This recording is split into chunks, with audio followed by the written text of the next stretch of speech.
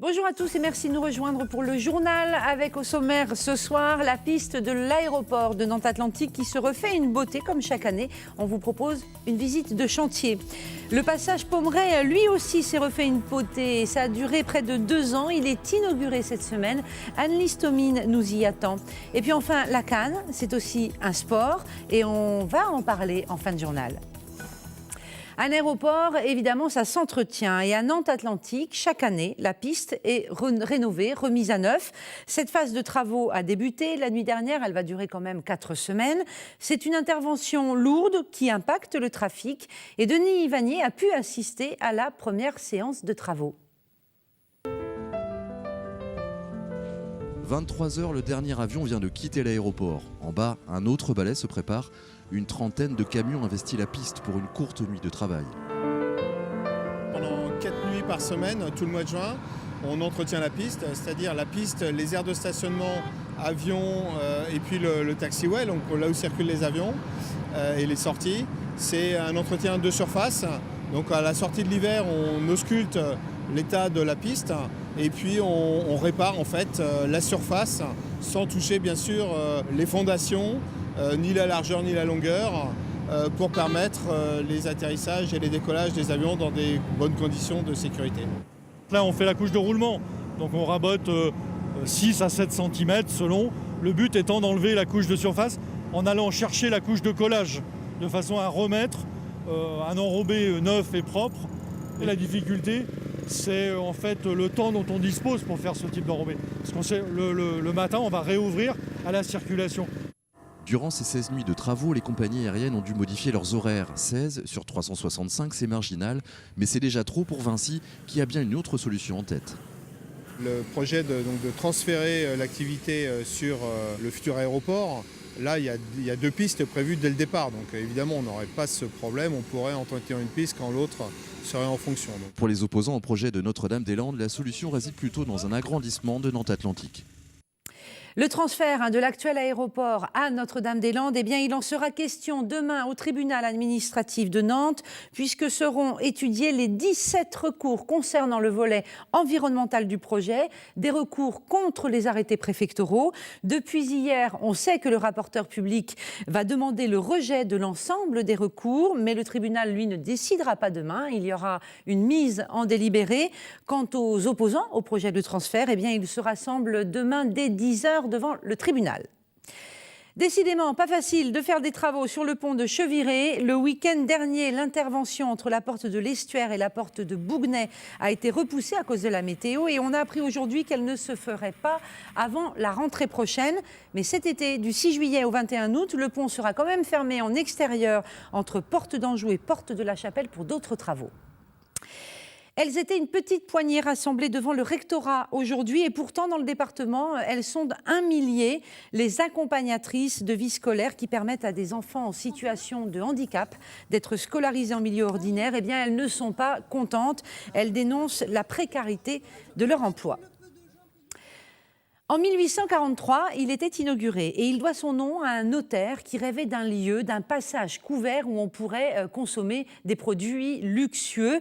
Il a été star de cinéma aussi, il est un des joyaux de la ville de Nantes. C'est bien sûr le passage Pommerais qui sort de 2 ans de travaux. Alors cette semaine, il est à nouveau inauguré, ça dure toute la semaine. Le nouveau passage Pommerais, pour en parler le mieux, c'est d'y aller évidemment. Et c'est ce qu'on va faire tout de suite en retrouvant en direct sur place Anne-Lise Thomine. Oui, alors vous l'avez dit, 2 ans de travaux pour faire retrouver au passage Pommerais son lustre d'antan.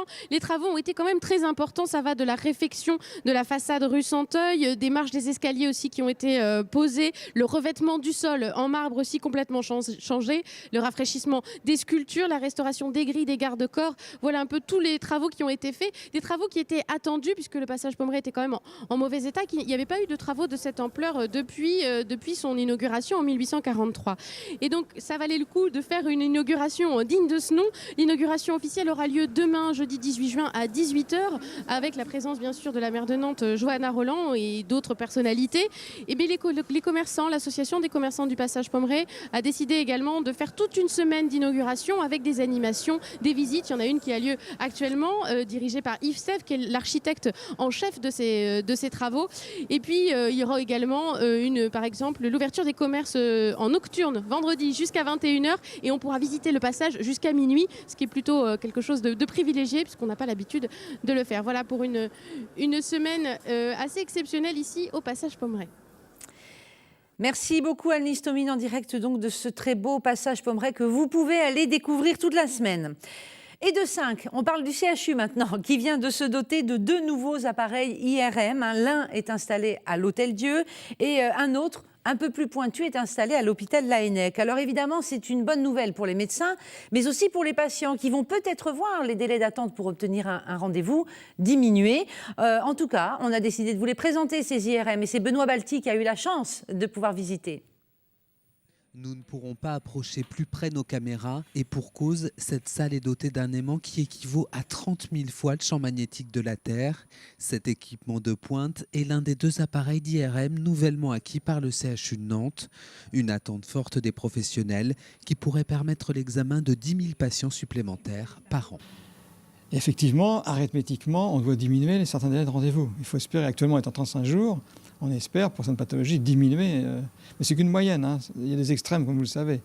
D'ailleurs, l'agence régionale de santé, qui autorise la mise en place de ces machines, est très attachée à ce qu'on puisse augmenter l'offre de soins, en particulier les IRM, sur l'ensemble des Pays de la Loire.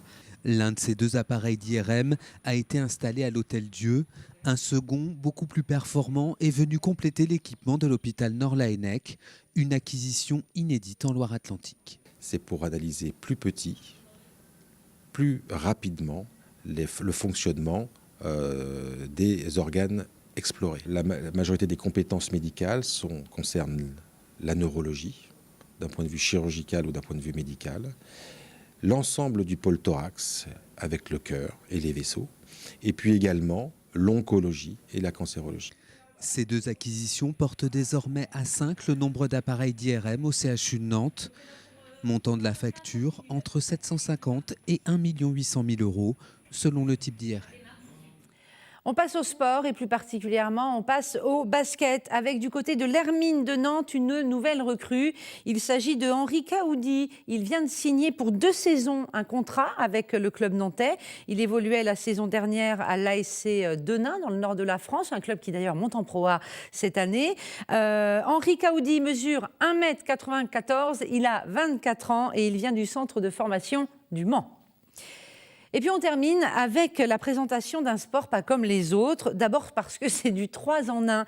Il y a la canne de défense, la canne de combat et il y a le bâton français.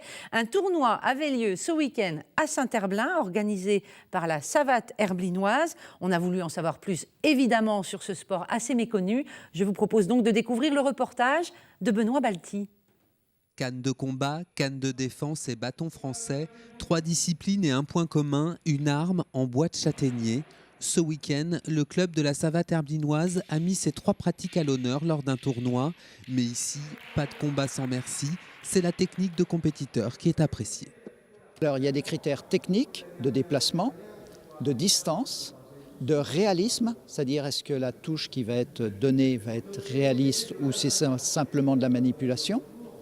La beauté du geste aussi, et également toutes les notions techniques qui sont les armées et les distances. Et même si ce tournoi diffère des compétitions officielles, le champion du monde de canne de combat a fait le déplacement depuis l'Alsace. C'est très agréable parce que ça change de la mentalité des compétitions auxquelles j'ai l'habitude de faire, où c'est de la compétition pure, les gens sont là pour me battre, pour gagner. Là, c'est plus démonstratif, plus festif, entre guillemets. 5 équipes se sont donc affrontées avec un représentant de chaque discipline par équipe. Et pour ce tournoi, les combats sont mixtes. Au départ, c'était plus un sport de défouloir pour moi. Et puis, j'ai toujours aimé manipuler le bâton. C'est surtout l'idée de manipulation qui m'a plu avant l'idée de combat.